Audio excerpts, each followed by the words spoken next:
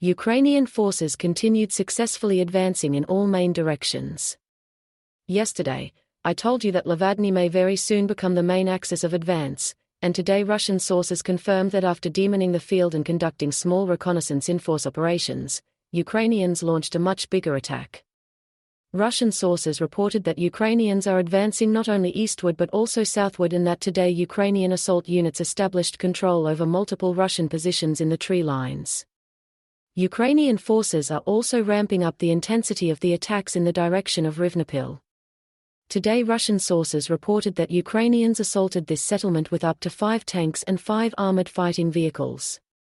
The goal of this combination of attacks remains to even out the front line and set the conditions for a broader line of advancement. When it comes to the Russian counterattack, as expected, Russian forces failed to recapture Makarivka due to the weak control over the tactical heights around this settlement. Russian sources reported that they relocated their forces from the Orikov front to increase the scale and potency of their counterattack and opened another direction, namely, Urozhain. Some sources claim that the village is now in the grey zone, and the ongoing clashes do not cease because Ukrainians stubbornly continue to hold the line.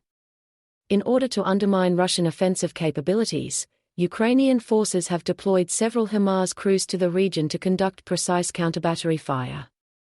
Geolocated footage showed how Ukrainians destroyed 5 Russian artillery systems. In a desperate attempt to change the situation, Russian forces hacked the radio in the region and started broadcasting a message. They claimed that Ukrainian positions were cut from 2 sides and there was no escape, and the Ukrainian command did not plan to save them, which is why other forces have already left their positions. They said this was their last chance to capitulate because all Ukrainian reserves had been destroyed. Ironically, in the meantime, Ukrainians conducted a massive HIMARS strike on Russian reserves and eliminated more than 200 Russian soldiers. This caused a massive scandal and unofficial investigation in the Russian media space, and Russian sources quickly found out and published the cause and results of the Ukrainian strike. If you still remember, around 3 months ago, I made a video about the biggest tank battle in Ukraine that took place in front of Vuhledar.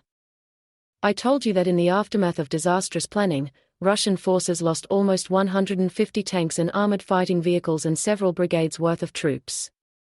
There were 2 people responsible for this disaster, Lieutenant General Rustam Muradov and Colonel Sakhrab Akhmedov. Interestingly, in their reports, they claimed that they achieved unbelievable success, which is why Putin signed an executive order to give both of them a higher rank, and Rustam Muradov became a colonel general, while Sakhrab Akhmedov became a major general. As you might have already guessed, the success of the Ukrainian HIMARS strike was only possible because these commanders were left in charge. Russian sources reported that Sakhrab Akhmedov wanted to give a motivational speech to his troops and called everyone to assemble in the yard and wait for him. Unfortunately for Russians, Ukrainian reconnaissance drone operators quickly noticed the parade, gave the coordinate to the HIMARS crews, and eliminated at least 200 Russian troops. So, Akhmedov effectively killed his own troops by ordering everyone to gather in the plain sight of the enemy and forcing everyone to wait for an extended period of time. Even the most prominent Russian sources are calling for the execution of General Akhmedov by firing squad, and they claimed that such Russian commanders killed more Russians with their criminal orders than Ukrainians did with weapons.